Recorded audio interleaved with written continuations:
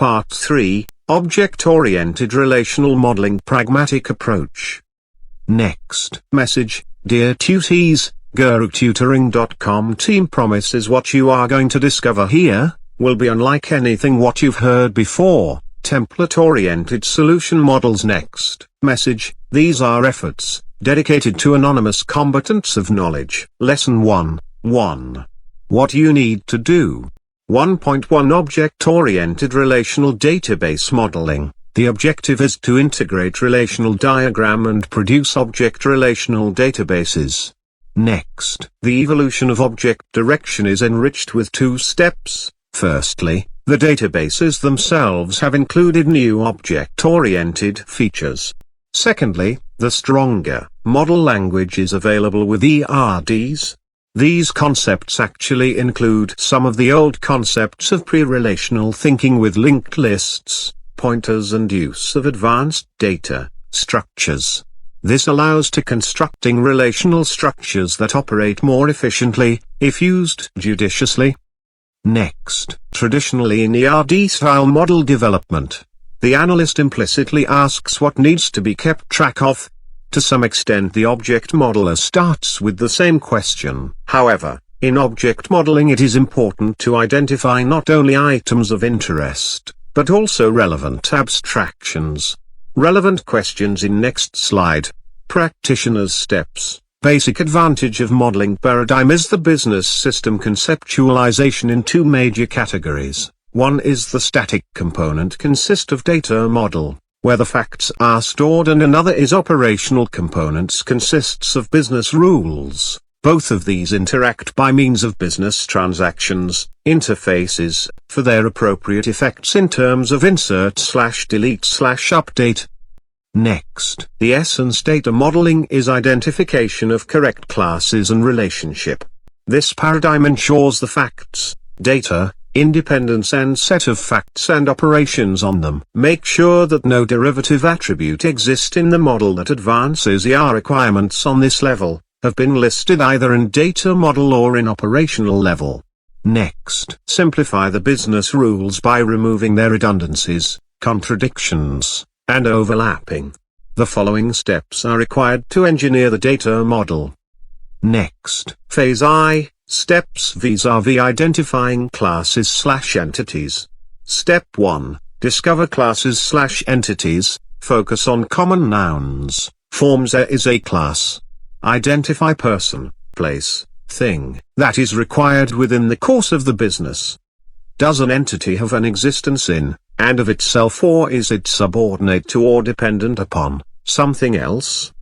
Next, step 2. Verify all classes are within scope of the system. Is this system responsible for maintaining data about entity, class? Step 3. Determine primary key of each class, entity, how one distinguishes an entity from another. What uniquely identifies a class? Does each class have only one primary key? Does each primary key identify only one entity? Next, step 4. Document results as deliverables of phase I, have precise definition of class, insert sample data. Discussion: critically review the above steps before to move ahead. Next, discover associations of classes to establish inheritance of classes as superclass and subclass. Using the business rules, mark the associations for maintaining inheritance of superclass and subclass, 1-to-1. 1-to-many, and many-to-many.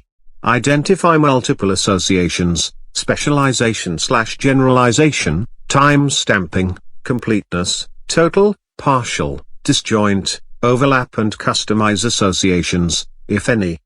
Next, phase 2, concerns with discovering of associations between the entities/classes in the deliverables. Step 6, verify the above noted associations, restrictions, and constraints are within the scope of the system. Is this system responsible for maintaining data about these associations? Next, step 7, determine the type of the associations between classes/entities, Identify cardinality of the associations. Identify nature of associations in terms of optional and mandatory. Identify other restrictions and constraints such as generalization and specialization according to their identification. Is a class associated with more than one class? Associative classes. Design according as prescribed for each case. Next, Step 8, document their results. Indicate for referential integrity FK as prescribed for one-to-one, one-to-many, and many-to-many in appropriate entities. Indicate cardinality of appropriate associations. Indicates optional and mandatory constraints. Indicate customized rules of the appropriate classes which are not covered above. Discussion, critical review from steps 5 to 8. Go to step 1 and do the critical review of both the phases as an integrated coupling. Next, phase 3, concerns with more attributes of in-system. Step 9, discover an attribute. Name a characteristic or quality, which belongs to some class. Name a characteristic or quality, which belongs to some association. Identifying attributes on the class, because of encapsulation, derived attributes.